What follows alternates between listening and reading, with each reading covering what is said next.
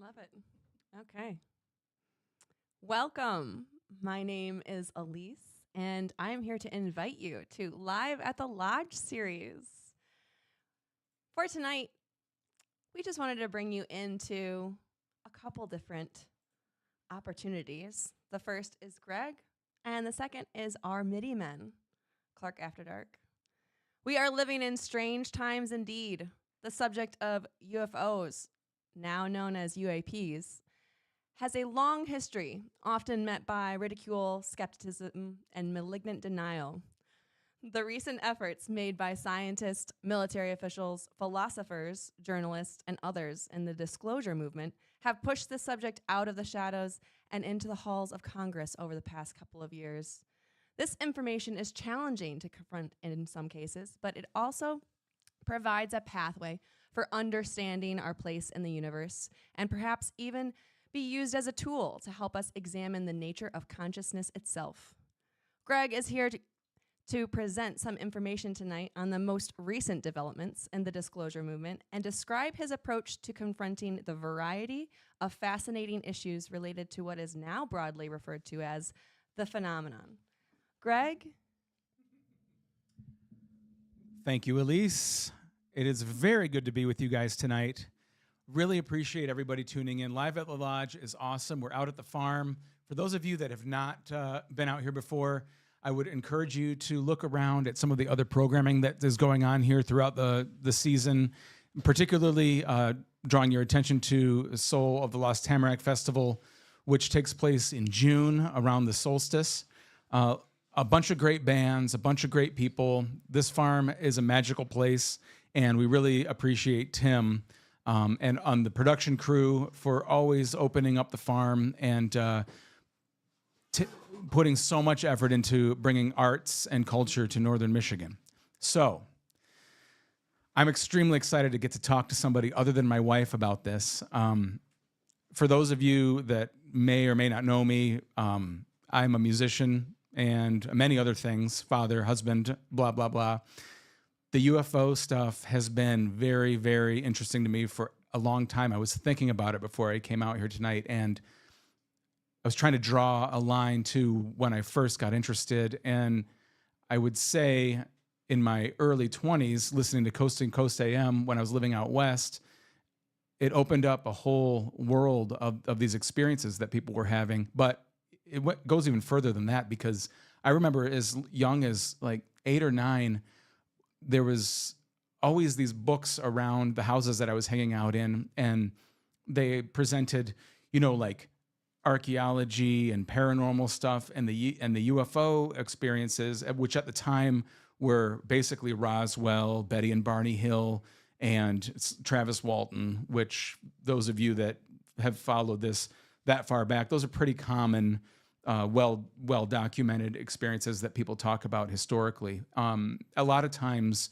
you kind of grow out of that, and for a time I did, and it was probably not until about the mid 2010s that I said, I'm a relatively intelligent person, and you think about the vast distances that we're talking about, the size of the universe, the age of things. These are fun, playful subjects, but there's probably nothing there.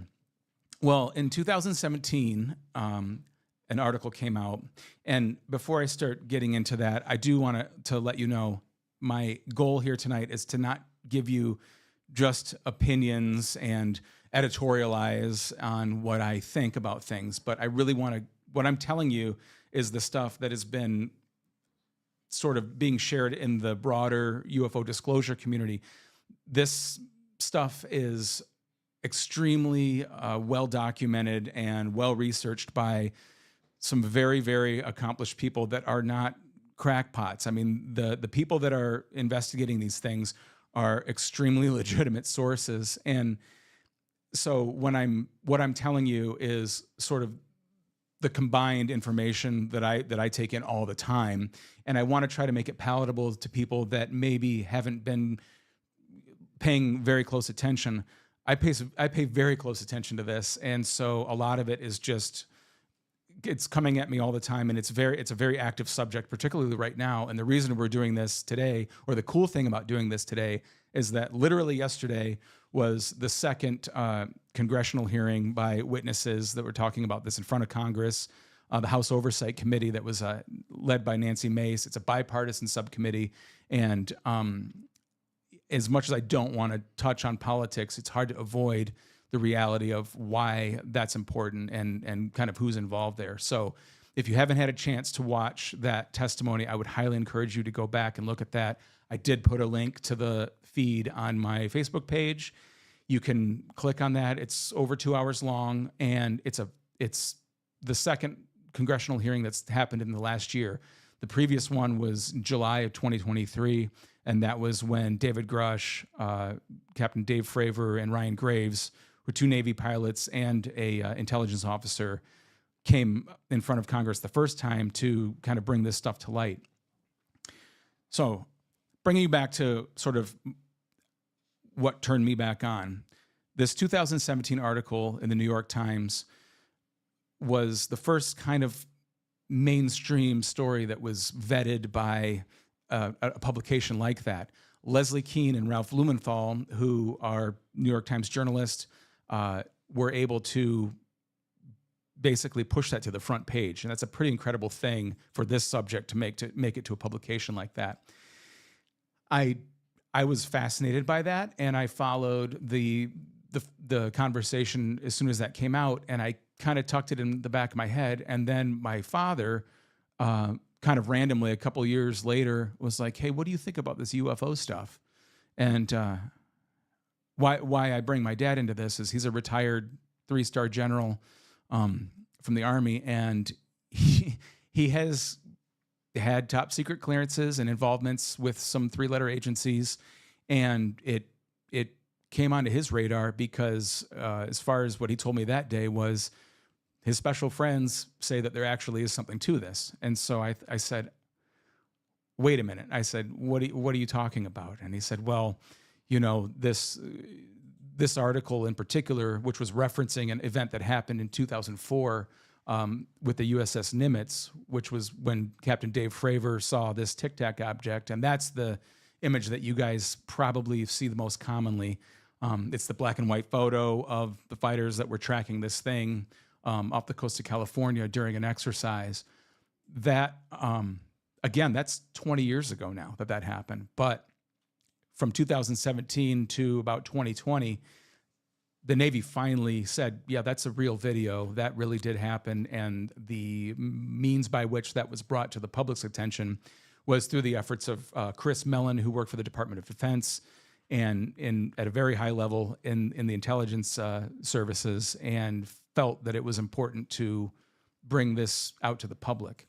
So there's a really common core of these guys who you should be familiar with if you're following this: Lou Elizondo, Christopher Mellon, David Fravor, Ryan Graves, Leslie Kean, and now, you know, if you start to broaden that out to people like Diana Pasulka, who was she was actually a researcher of basically religion for the Catholic Church, was granted access to the Vatican archives.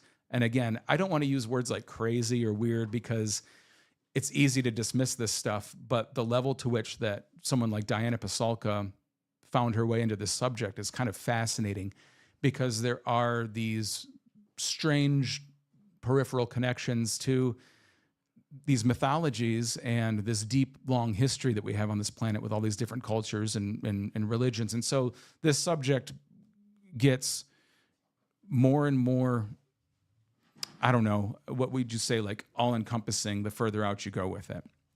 And you should not be, again, I sort of feel like sometimes we get used to throwing these things away because it's childish or kind of not important to you. But when you realize that there are these people at high levels that are being brought into these agencies to consult with people at the Pentagon and all these various programs, you start to see that there is a lot of attention being paid to this subject at very high levels. It's very important, and it is interacting with us all the time. So we're not talking about some random anecdotal story from farmers or people driving on the road, drunk people seeing lights, this and that.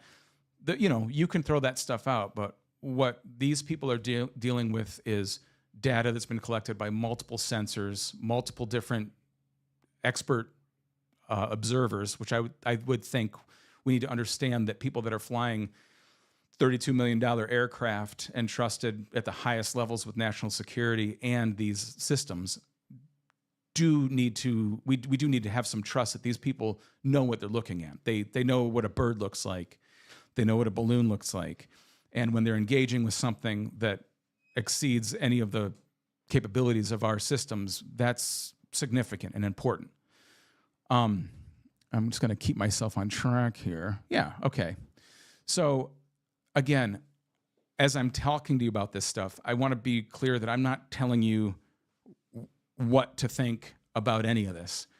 I'm hoping that if you're interested in this subject, that you trust yourself to go ahead and dip your toes in these waters. There's a lot of material. There's a lot of content to ingest. And I think it's important to build a framework of how to think about this stuff. Because when we use words like UFOs, and again, there's a lot of vocabulary here that gets changed. We now talk about UAPs, unidentified aerial phenomenon, because these things aren't just unidentified flying objects. These things they're in the water a lot. They're, maybe outside of our atmosphere. They're transmedium craft and objects. And another thing that we start to sort of separate when we talk about these things, and it does feel funny to talk about this just extemporaneously without having a conversation about it. But I would urge you guys, please, if you're interested and you want to know more about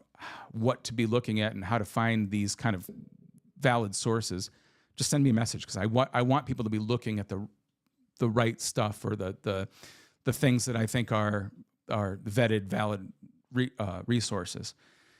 So the big separation to build right now, I think, is there's nuts and bolts stuff that we think like airplanes and space shuttles and spacecraft. And the old way of thinking about UFOs that I think people kind of get caught in, and I got caught in myself, is, again, something from a vast distance that we can't even comprehend, coming from a far, far away place, coming to this planet in a metal ship with, a person in it, or a being, or whatever. And what appears to be the case is more and more that maybe that stuff's not coming from far away, but maybe it's kind of always been here. And what that starts to do is force you to ask how that's possible, and what's the where. And again, we're starting to talk about the separation between the reality of what we think we understand about physics and nature and material science, and what is it that we're maybe living right here with the whole time that we're not aware of. So let's see, that brings me up to Leslie Keane and Ralph Blumenthal. Okay. So as these people are coming forward and sort of bringing this conversation into the public again, historically, as much denial as there is and sort of dismissal of this subject that people think is being done, because there are sort of factions at these high levels of government that are maybe wanting to keep this a secret. And why would that be? And what does that mean? Well, the history of that happening is kind of impossible to avoid understanding when you look back. And I'm just going to talk about like the earliest program that we have on record of the government admitting this. And again, everything that I'm telling you is totally possible to find with a simple click of a button. There's a lot of great sites that sort of compile all this stuff. I'm not going to try and describe links and that stuff to you now, but the Project Blue Book from 1952 to 1969 was basically an initiative by the Air Force to study UFO sightings based out of Wright-Patterson Air Force Base. And they looked at all these cases of things that pilots were seeing. Again, there were all of these interactions that pilots had been having in the 50s with things in the sky that, for whatever reason, sort of intersect with the time that we started developing nuclear weapons. And that's kind of fascinating, because this stuff tends to sort of congregate around military bases and nuclear facilities. And it's not just, this is the other sort of skeptical argument, is why does this only happen at military bases in the United States? Well, that's sort of a red herring argument, because if you do look, every major country with a major military and government has a deep history of interest and a big stockpile of information on all this stuff. The Russians have it, the French, Belgians, Brazilians, blah, and on and on. And I'm just picking those because I can think of the specific cases of reports that those people have put out. And actually, the reason this 2017 article came out, Leslie Kane got the Cometa report from the French, and that was the first government that really said, hey, you know, we have a real issue here with these things interfering with military operations, and we don't know what they are. Blue Book was put to rest, but everybody sort of assumed there was an ongoing program. So following Blue Book, there's a number of programs from the 60s until, you know, till whenever, but the next big one that people are aware of is the Advanced Aerospace Threat Identification Program, called ATIP. And that was the program that this guy, Lou Elizondo, who you see, he's got the thick neck and the goatee, and he's like kind of a big burly dude. He was actually a Special Forces intelligence officer, and he'll even say it, and he says it in the hearing yesterday. He's a nuts and bolts guy. He's not looking at the sort of existential, you know, stuff. He's looking from the perspective of the military of what is the actual threat? What are these things doing around our systems? So ATIP was run by the Defense Intelligence Agency, and it was more kind of a modern attempt at investigating aerial phenomena, including advanced and unknown aerospace technologies. The program was revealed to the public in 2017, and that's when the light bulbs kind of went back on. So ATIP grew out of this other thing, and it's awesome. And again, I want to say weird, not crazy, but for those of you that are familiar with Skinwalker Ranch, the reason why that spot is so important to sort of this subject is because Robert Bigelow, who is this billionaire real estate magnate, had a fascination with space stuff. He built a lot of the components for the space station. Right now, he has a big aerospace production facility, and they got into finding that sort of edge of like the technological limits of what we knew about material science and space, and how, you know, kind of how to get us off planet and all that sort of thing. But that program was a private program that kind of lived outside of these government agencies, and sort of is a big blinking light of an indication of maybe what's been going on with some of this other stuff, because we're talking about right now crashed crafts, retrievals, and development of technologies based on what's crashed or been given or been found. You know, again, the vocabulary gets a little bit squishy when we talk about these things, because you're thinking of something so advanced on the one hand that we can't even comprehend how it's working, yet it's crashing or being recovered here on the planet. Well, how can that be? It's great. And those are the questions and the reasons why a lot of these programs sort of start to bring scientists, physics people, engineers into the space. It's important. And because we know these other governments are looking at it, we are still kind of in a technology race with these other people. So we do want to understand what these things are. So Bigelow bought Skinwalker Ranch, started BASS, and then NIDS, which is the Institute for what was NIDS? So many acronyms. But the NIDS program brought in all these people that had links to the Pentagon, blah, blah, blah. So after ATIP became the Unidentified Aerial Phenomenon Task Force, and that UAPTF, again, these are crazy acronyms. And these things come onto the radar, they're discovered, sort of investigated, and then all of a sudden the programs close, and then the acronym changes. There's a lot of shuffling around that seems to be going on with the stuff. And as you get into these testimonies of these different intelligence officers and pilots and stuff, there's a frustration because it's like, on the one hand, the government's saying there's nothing there, but then they're funding and developing these programs for it, and you do kind of get into this chess game of like, is this all just sort of one big smoke and mirrors game? There's a lot of that, but there's some meat on the bones here. Where else did I go with this? Okay. So again, if you go back and look most recently at why this stuff is coming out and kind of what the thrust of these testimonies that are being given are, it's very interesting, and especially coming from like a military family, you do have a little bit of a different lens to look at these things. You've got somebody that sees that there's an issue here. We've had to cancel or alter training missions for our tip of the spear forces in a lot of cases because of these interactions with these crafts.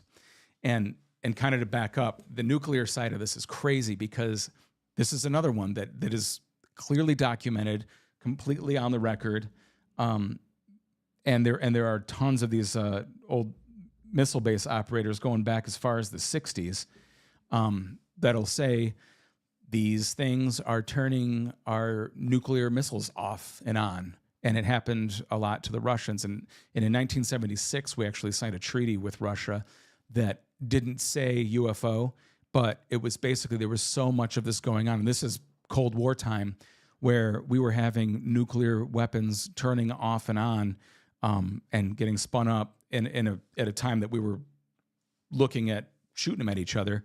We said, hey, we're not going to launch missiles if there's an unidentified incursion onto these bases. It was that serious that they did that. Again, that was a treaty that was signed in 1976, and I can't remember the name of it. It's in my files, but I'm not gonna bore you guys right now. Flipping through pages. What else did we? Okay, so I feel like trying to recount the exact testimonies of David Fravor and Ryan Graves specifically, as somebody that follows this very closely, might be a little bit repetitive, but those are the guys that you should go back and look at what they said and how they said it. And again, that all of that stuff is referenced and confirmed by the Navy. But yesterday's testimony is kind of what I came here to talk about, or why I thought this was a good subject. So there were 4 witnesses. All of everything that they said to Congress, you can download word for word and read it. But the important thing is that these people are going sworn on the record in front of Congress people to explain to them what they know, how they know it, and sort of why it's important that Congress take action. Because we sort of think, well, if the government knows, then these guys know. Well, there's a barrier between what Congress knows and approves and what these programs have been doing without them knowing for maybe as far back as 80 years or more. And there's just been this overuse of the classification systems of this stuff.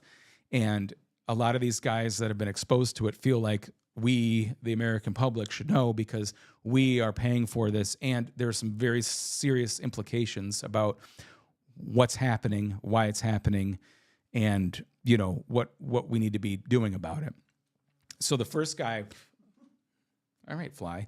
The first guy who I've listened to talk a lot outside of this testimony yesterday was a former Rear Admiral of the U.S. Navy and the director of the NOAA, National Oceanic Atmospheric Administration, Tim Gallaudet. And this dude is very smart and has been at an extremely high level of the government and the Navy in particular. And he went in there and kind of explained to them the transmedium qualities of what they're seeing. And again, we think of things in space flying around, and he's saying clearly that, everything that's happening out in front of our eyes in the sky is happening underwater just as much, if not more.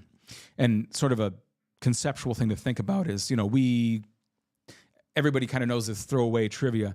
Maybe we know more about space than we do about what's in our oceans. We've explored 5% of the oceans on the planet. There's a lot of ocean down there. There's a ton that we don't know, and there's a lot we can't see and do. In a lot of cases, even the astronauts will tell you, the ocean's a little bit more unforgiving than outer space, which is a crazy thing to think. But that there you are, and the things that he has talked about at length, again, on lots of podcasts, lots of interviews, and written about, and the stuff that he's doing kind of behind the scenes to help push this forward, I think is very interesting and very important. Michael Gold was another guy who I had not heard of, and a lot of, I want to say us, but a lot of people in the disclosure conversation we get skeptical when someone who has the NASA label on them, because that's a government agency that we would think NASA, well, they know everything. So if they don't know, then there's nothing there. Well, there's a just overabundance of data that's been collected that nobody's ever looked at. And if we're looking at this from a scientific perspective, and this guy, to his credit, was saying, look, there's a lot there that just nobody's looking at. And whether you want to say, let's give them the benefit of the doubt. It's not being hidden. It's like trying to find your car keys in Tim's barn. Like it's just, there's so much out there. If you don't know where it is or how to look for it, if you don't have a metal detector, you're not going to find the keys in there because it's full of junk. So his testimony basically was sort of to the effect of, look, and I think this is important too. Everything that's going on is not a UFO, whatever that might be, or a UAP. It's, let's say the majority, let's say 90% or more of this stuff is totally explainable because it's just something that we don't understand fully. Whether it's a weather event, it's experimental government equipment, which is absolutely the case. Historically, we can look at the SR-71, stealth fighter, the space planes, the space program, all of that. We were always developing technology that's being hidden, for good reason, and protecting sources and methods. And those a lot of times are and Department of Energy and the nuclear secrets. All of that stuff is a totally valid reason to keep hidden from our enemies or the general public, because we want to make sure that we're on the leading edge of the development of our kind of battle space. But say the majority of that is explainable in that regard. There's still 10%, which in the cases of the amounts of things that are being seen and encountered is a huge number of things. So scientifically, if we can pull this stuff apart and say, look, we know that this is an experimental aircraft, and that's fine. We know this is a bird. We know this is space garbage.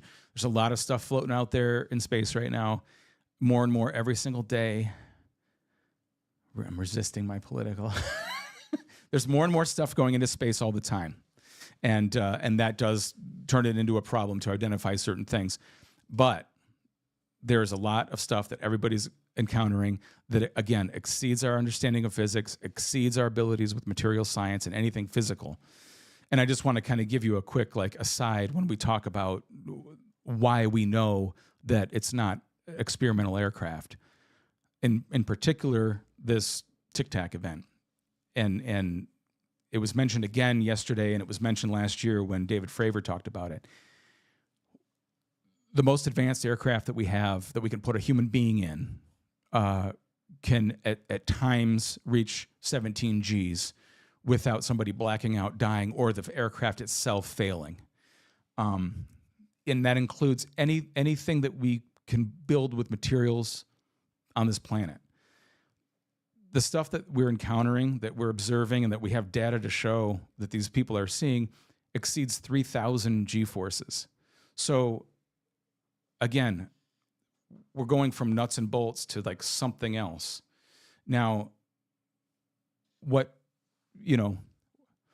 saying that it's intelligently controlled is also kind of another little stick that the skeptics would throw in the spokes of that wheel. But it is exhibiting intelligent control, and they go through the ways in which they think that's the case. And it's fascinating to hear, again, highly trained pilots that have their hands on the sticks and the buttons or in the cockpits of the planes, seeing these things happen. And it's not just military pilots; it's commercial pilots, and on and on.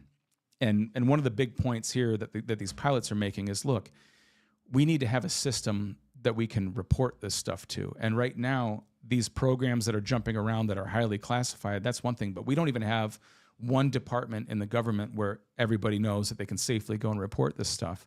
And so ultimately, you're putting all of us that fly in an airplane kind of in a little bit of danger, because there's stuff being seen and that's interfering in our airspace all over the planet that we just got to shut up and not saying anything about, because everyone's afraid that they're going to lose their pilot's license if they come back and talk about it. Well, Ryan Graves, who was the other pilot that testified in 2023, started this Americans for Safe Aerospace, which is sort of a clearinghouse and sort of an open door to bring people in to start reporting these things. And they're gathering that in anticipation of having someplace to go with it.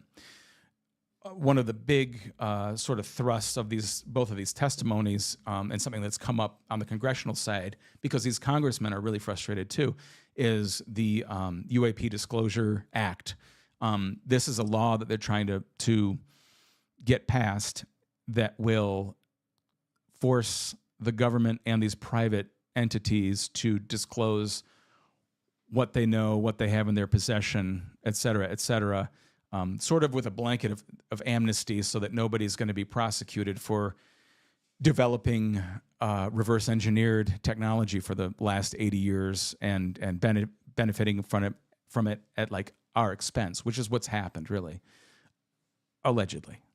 And again, everything that I'm telling you, this is just the stuff that's stuck in my head as the most important kind of points that they're making, but it spreads out in every direction. And I would encourage my skeptical friends to engage with it seriously, because I think that right now is a time that it's so easy to find someone to fight with about absolutely everything.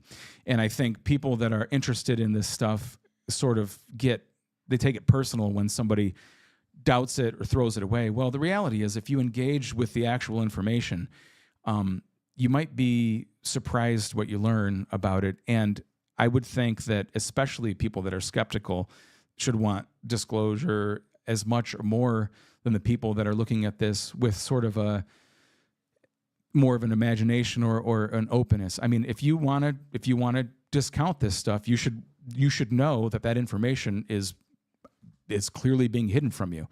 What is that, and why is it being hidden, and who's got it, and and what is it that we can't handle as human beings? Because I can tell you right now, and I think we all agree, like starting in 2020, overwhelmed with information coming at us all the time. And if this helps us understand a little bit more of our world and who we are and why we're here and what the point of all this stuff is, I think and again, we're paying for it a lot of money, so we deserve to know. The fourth person that testified yesterday was Michael Schellenberger. He's a journalist, and he has testified in front of Congress over 13 times on various things. And I think of the four of these people that testified yesterday, were probably one of the most, I'd say, skeptical or agnostic. And agnosticism is totally fine. And I think agnostic is better than being a true believer, because he looks at this stuff with a journalist's eye. And what he brought with him was actually a 214-page kind of, I think, to understand what this was.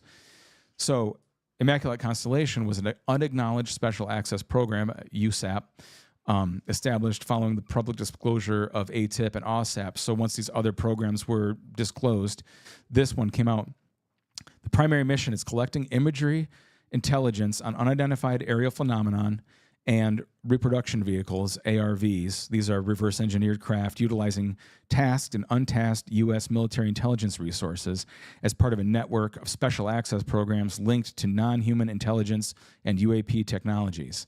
That's in black and white what this program is. That is very cool to see because, again, if you don't look at this a lot, it just sounds like another thing that everybody sort of knows. But this actual report came directly from a Department of Defense official who's not willing to go on the record publicly yet because we don't have whistleblower protections. So that was very cool. He goes on to explain that. They get into a lot of the more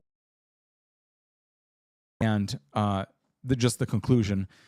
Immaculate Constellation shows that the United States government is not only aware of UAPs, but also foreign state efforts to replicate UAPs capabilities. The data within Immaculate Constellation reveals the capacity of the U.S. Armed Services and military intelligence community to detect, track, identify, and engage anomalous transmedium platforms. That's very cool. And just to kind of go back to why this turns me on as somebody who has experience with a military official. When my dad became a general, you have to go to the Army War College in Pennsylvania. We went to the Army War College. He had to get top secret clearance. To get top secret clearance, it's just like in the movies. There's a van parked in your neighborhood. They go knock on your neighbor's doors. They ask everybody, if your parent's a spy, blah, blah, blah. And I remember my friends telling me that they were visited by these people getting my dad's top secret clearance. Well, he got it. We go to the War College. They take him out to NORAD in Colorado, where Space Command Center is. And he said, it's just like in the movies. There's the big screen. No, I'm not telling you anything. He's not telling me anything top secret. He's just telling me what he could tell me. There's the big screen that you look over the curve of the Earth and that shows the satellites tracking everything out there. And one of the guys kind of joked, I've just heard stories from people I don't know. They may or may not be affiliated with other agencies in the government. I don't know anything that I'm...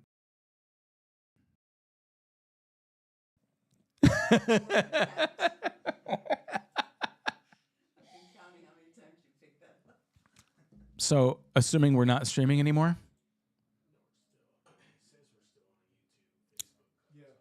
Okay.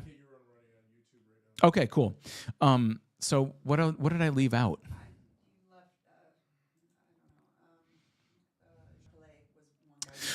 Well, and that's the thing. Again, if I go back to my, I stuff, lots of great work he's done, lots of very legitimate and very cool books. Leslie Kean, we've talked about Chris Mellon. Now, he was the former Deputy Assistant Secretary of Defense for Intelligence. And he's the one that snuck the videos out, basically out of the executive branch that got that stuff to Leslie Kean.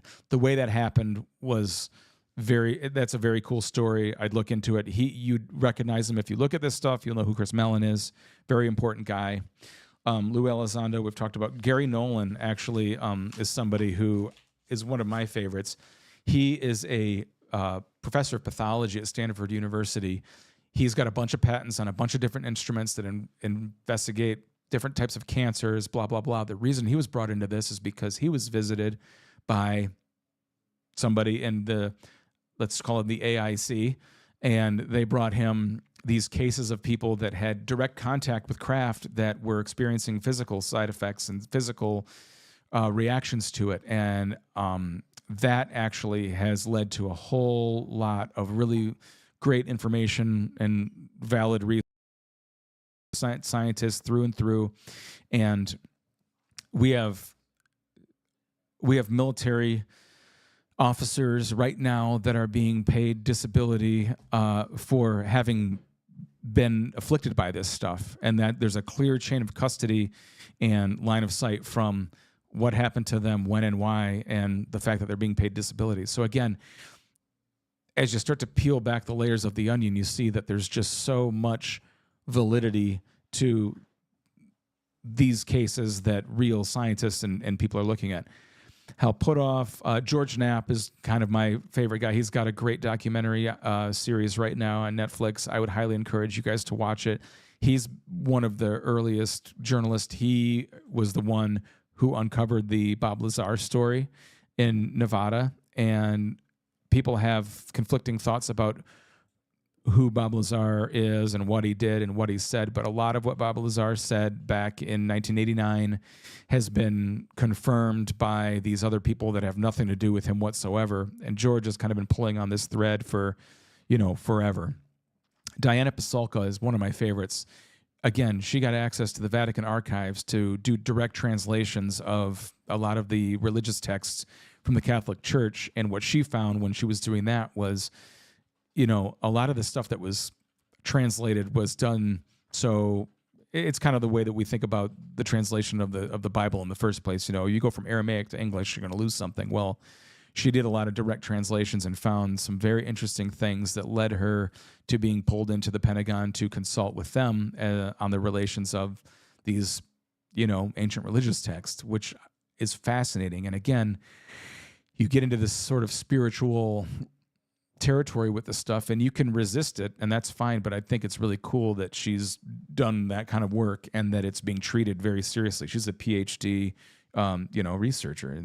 I think it's valid to listen to what people that are specialized in this field are saying. There's a lot. There's just a lot of people. There's a lot of charlatans. There's a lot of grifters. We kind of live in the time where anybody can go out there and say, and again, you could say anybody that's written a book about this is trying to make money on it. And, Jacques Vallée's made his entire living as a scholar, and it just so happens to be on this stuff. The guy's not driving around in a Rolls Royce, and a lot of people wouldn't be able to pick him out of a lineup. These people aren't trying to get famous doing this. A lot of these naval officials, they don't want to talk to anybody. They're going in front of Congress, and they've done an interview here and there, but a lot of them are paying their own ticket to get there and paying for their own hotel rooms. These people are not, you're not cashing huge checks in this world as a valid, source of information. There are some people that I have opinions about, and I would be happy to share those if anybody finds themselves looking into this stuff further and wonder, if what I think about certain people. You should have a very strong bullshit meter with this stuff, and I think I do. And that's why the fact that I'm taking it as seriously as I do, should, be a little bit of a testimony, whether you know me or not. I don't think that I don't think I come off as as particularly, well, I hate using the word crazy, but I know. I've only said it twice. Okay. I'm glad you're counting. So I do want to follow up with this in the future, and I do plan to. But again, a lot of it is kind of up to you. If you find this as fascinating as I do, I hope you're following along. If you are just finding out about it now, look into it. Watch the testimony. It says a lot that someone's going to swear under oath and, under the threat of perjury. And these people are swearing where if they're lying, technically you can go to jail. The action that's being asked to take, pass the UAP Disclosure Act, strengthen the laws for UAP whistleblowers and the people that are in the government that know this is going on. And again, sort of the why it's important. There's no congressional oversight right now, and there's a lot of money being put into these programs and hidden and probably funneled into private enterprise as a way to have plausible deniability. That's kind of the process. If we're obtaining crash craft, recovering stuff, the best thing to do is to get it out of the ownership of the government, pass it to private industry, let them work on it, and then the government can say, we don't know any, we don't have anything, we don't have that, we don't know what you're talking about, and then it goes to Boeing and Raytheon and Lockheed Martin, and these are companies that come up a lot, and there's probably a good chance that stuff is being held by those people and developed further. And it's important that we are working on it because the Russians and the Chinese absolutely, positively are also doing the same thing because they're having the same experiences. And we would know if it was us, a lot of these conflicts would be ending or changing. And if it wasn't us, we'd be in a lot different position than we're in right now geopolitically. I have a lot of thoughts and feelings about that. I've tried very hard to leave politics out of this. I can't resist the temptation to say, looking just, again, for trying to bright side where we're at right now, depending on how you come down on recent events, there are strong advocates for disclosure on both sides of the aisle. There are some people being proposed for certain departments that have a history of being friendly to the disclosure community. That's where I'm putting my attention and hope to find some kind of bright side to where we're at right now. And I would encourage you to, I wrap this stuff around me like a warm blanket in terms of what I would rather pay attention to than everything else. And that opens me up. That puts a bullseye on me as saying, of course, this could be a big distraction. Well, if it's a distraction, not enough people are paying attention to it. So I would encourage everybody to give it a look, engage with the real information. Don't look at the stuff that is put in front of you that you can easily. A lot of stuff's been debunked, and that's great. And debunk more stuff, but use the information from the cases and the people and the testimony that we're talking about. That's where you should put your attention. We can all do it together and still have a good dialogue that way, but let's see what's really going on and what we can do to, get some answers in our life. I never thought I would see this much going on while I'm still this young. I am hopeful. There's a lot of people that have been doing this their whole lives that are just convinced that we're never going to know. But we know more now in the last 7 years than we've known in the last 80 years. It's right on the tip, it's right here for us to grab. So I would encourage us all to help those efforts however we can. Get a hold of me.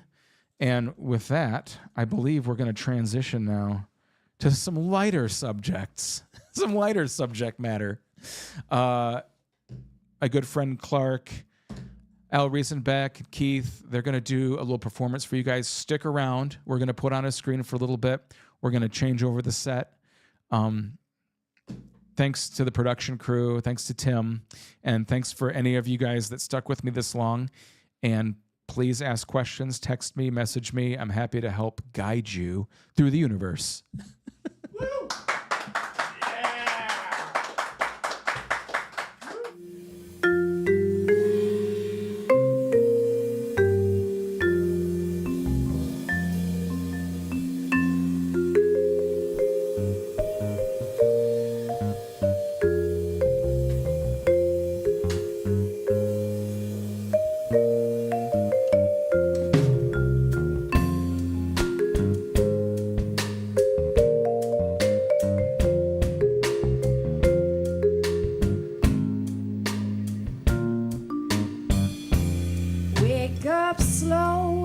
Slow, there is no place to go.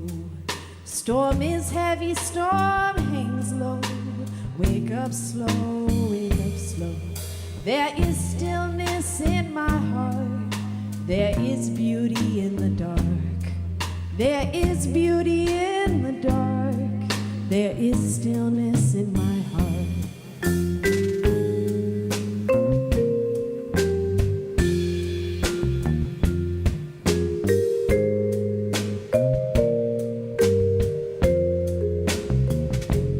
Wake up slow, pull me close before you go. The rain is falling and turns to snow. Wake up slow, there is stillness in my heart. There is beauty in the dark. There is beauty in the dark. There is stillness in my heart.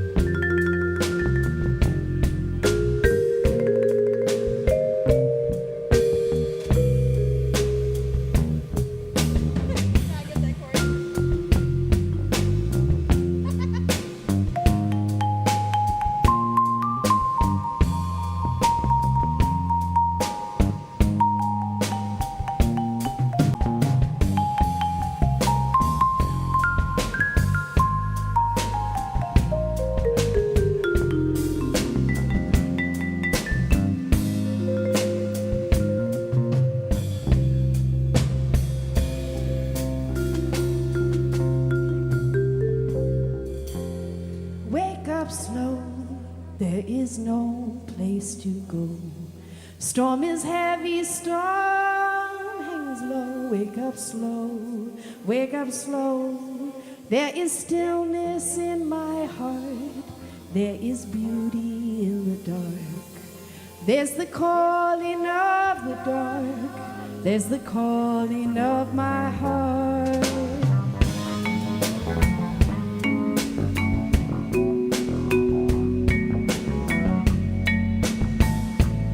Wake up slow, wake up slow. There is beauty in the dark. There is beauty in my heart. Wake up slow, pull me close before you go. The rain is falling, it turns to snow. Wake up slow. There is beauty in my heart. There is beauty in the dark. There's the calling of the dark. There's the calling of my heart.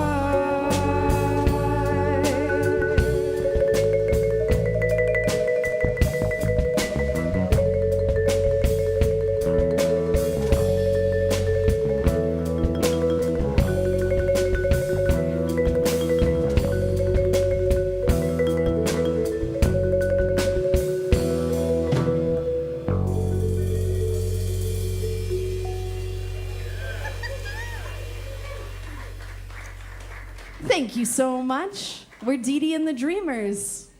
Dreamers in white, me in black, I guess.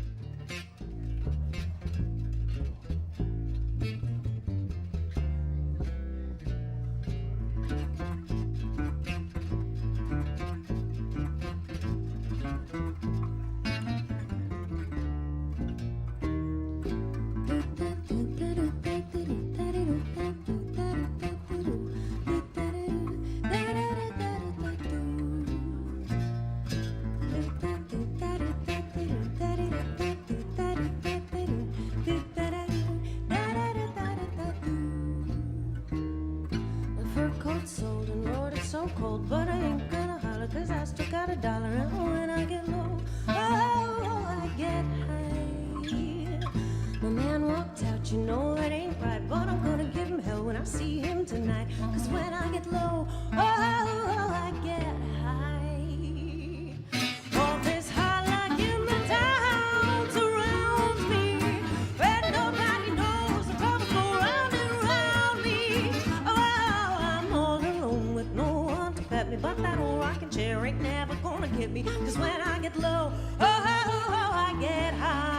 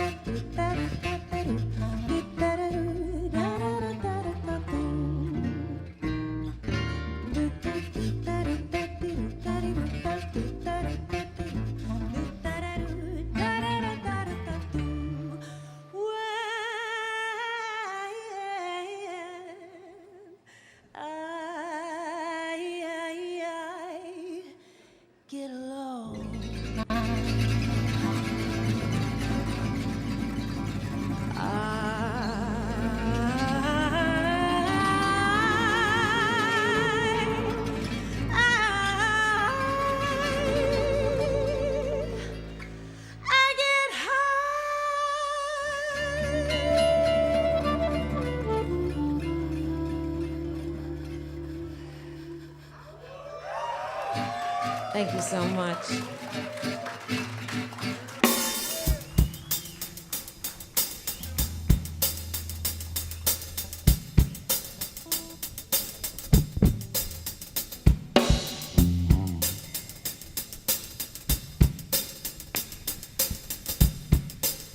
Let's give it up for Tim Freeman and the crew one more time, everybody.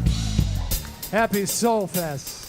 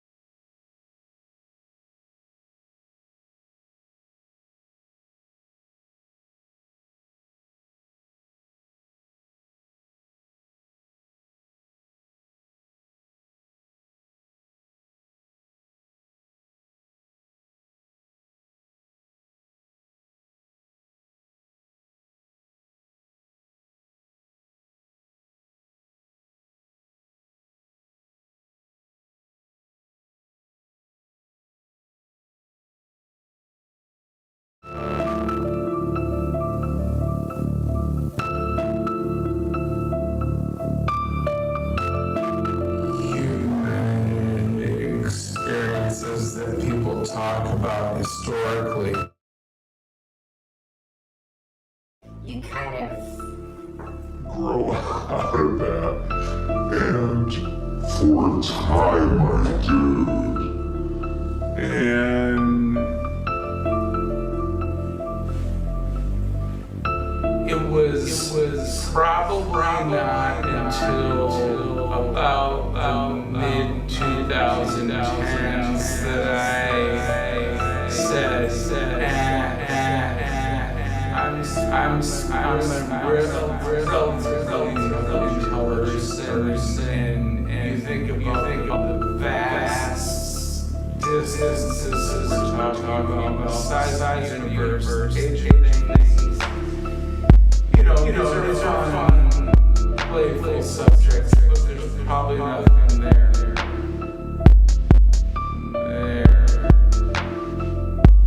Whoa.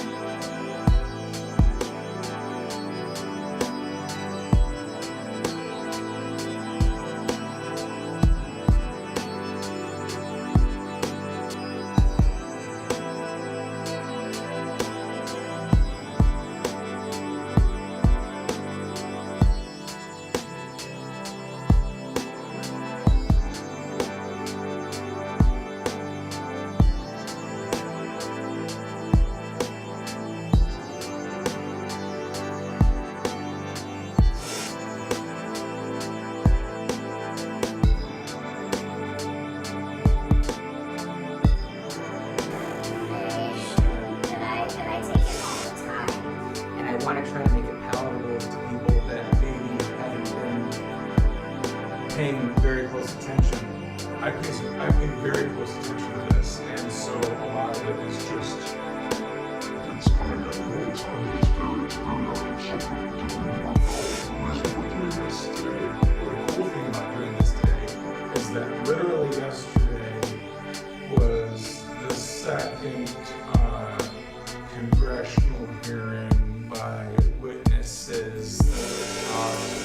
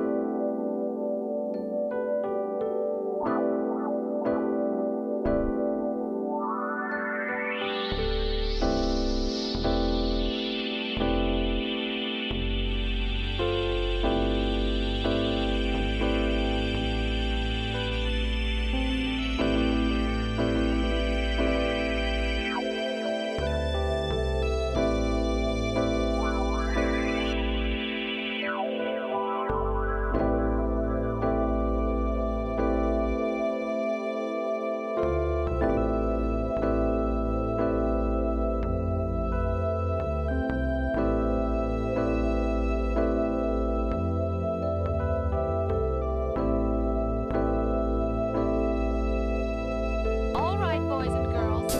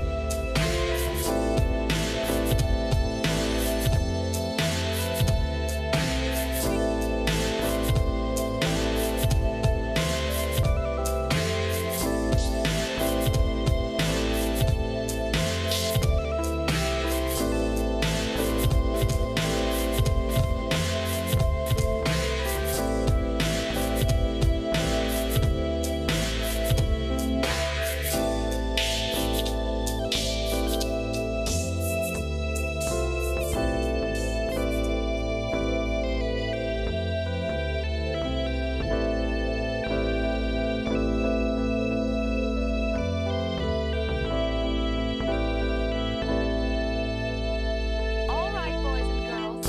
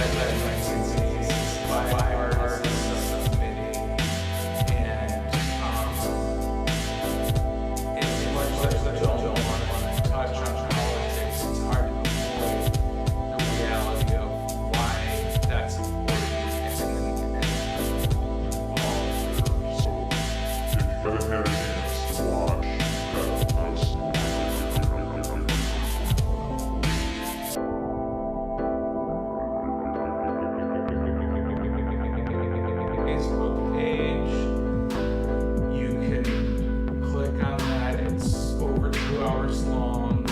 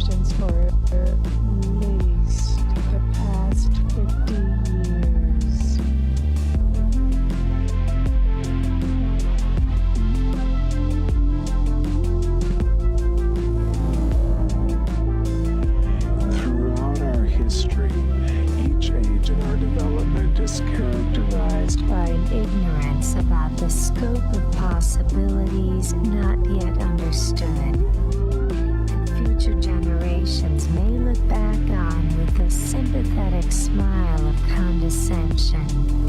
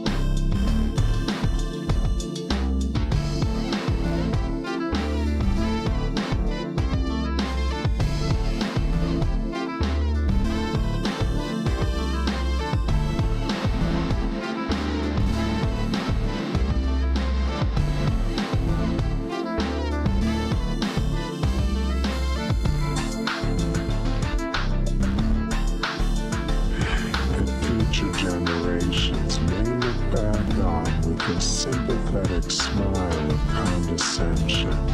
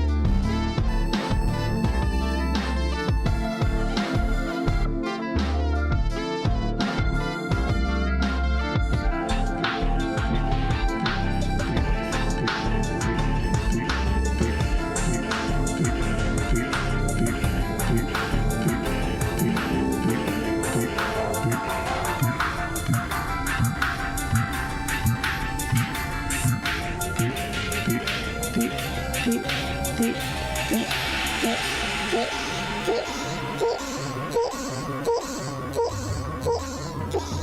Earth was believed to be the physical center of the universe.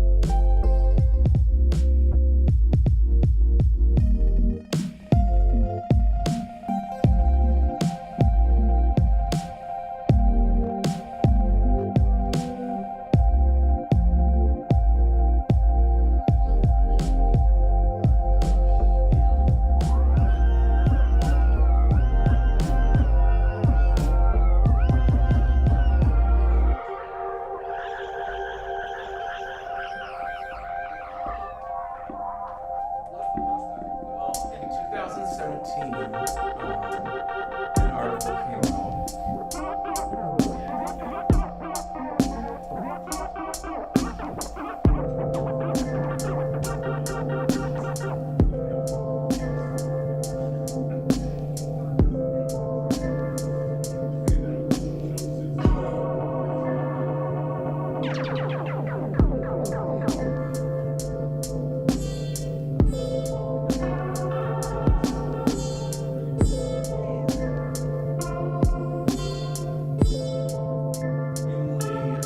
Well documented and well researched by some very, very accomplished people that are not crackpots.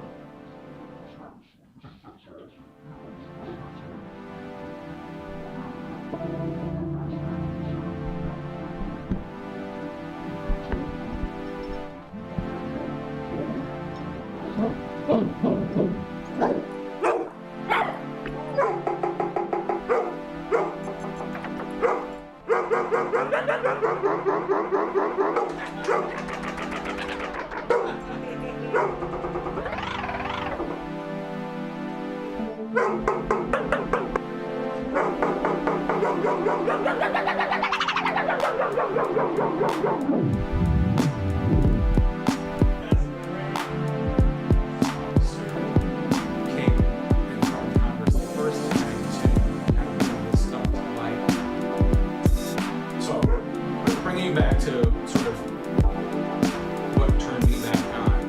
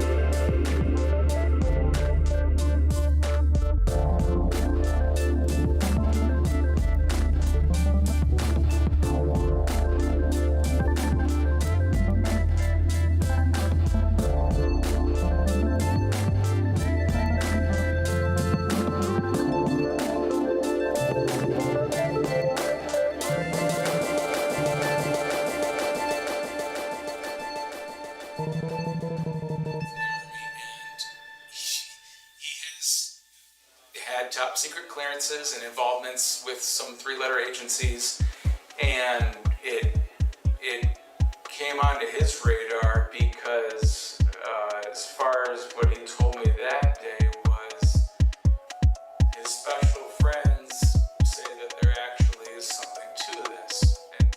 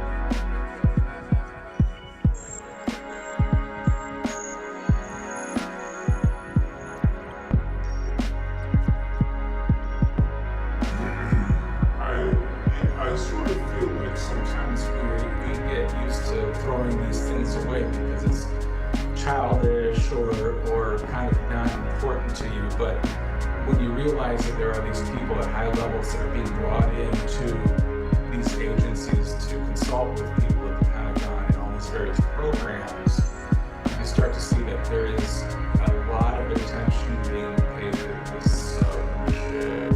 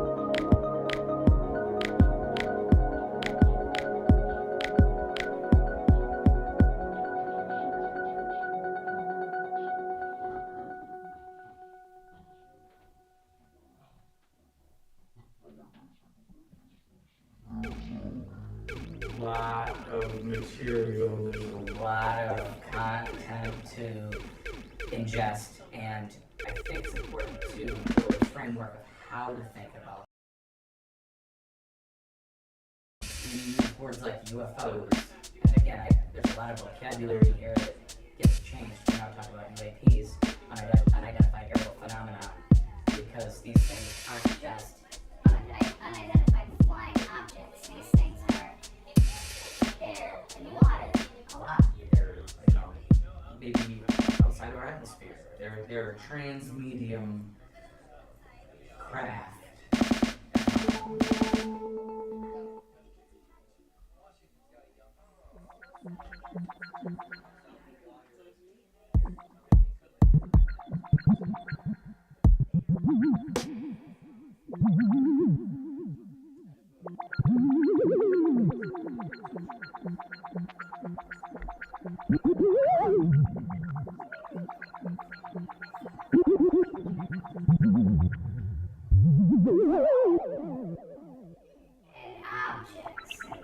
And another thing that we start to sort of separate when we talk about these things, and it does feel funny to talk about this just previously without having a conversation about it, but I would urge you guys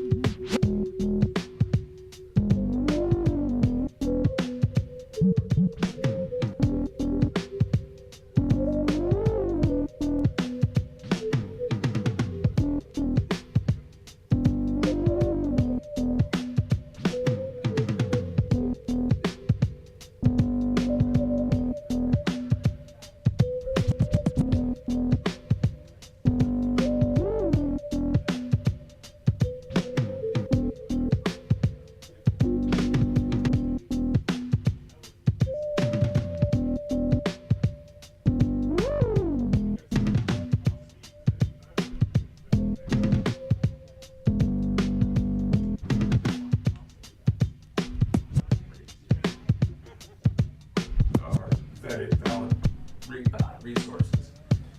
So the big separation of build right now, I think, is there's nuts and bolts stuff that we think like airplanes and space shuttles and spacecraft. And the old way of thinking about UFOs that I think people kind of get caught in, and I got caught in myself, is again, something from a vast distance that we can't even comprehend, coming from a far, far away place, coming to this planet in a metal ship with a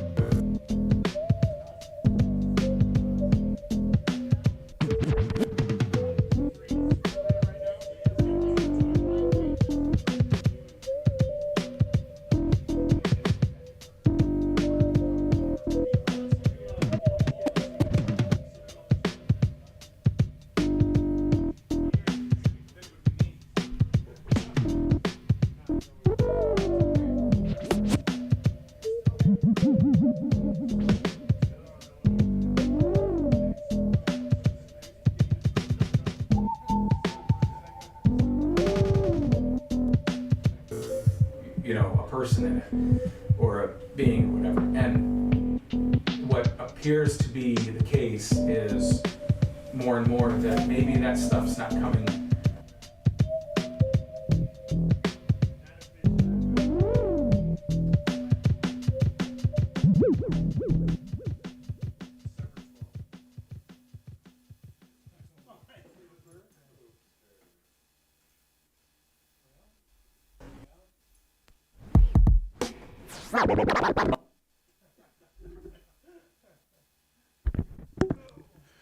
Thank you for being part of.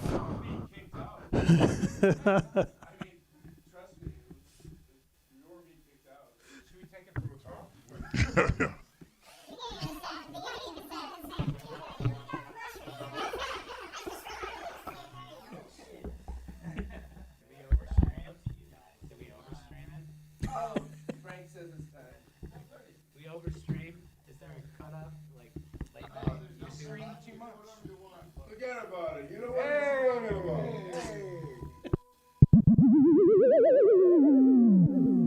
From far away, but maybe it's kind of always been here. What that starts to do is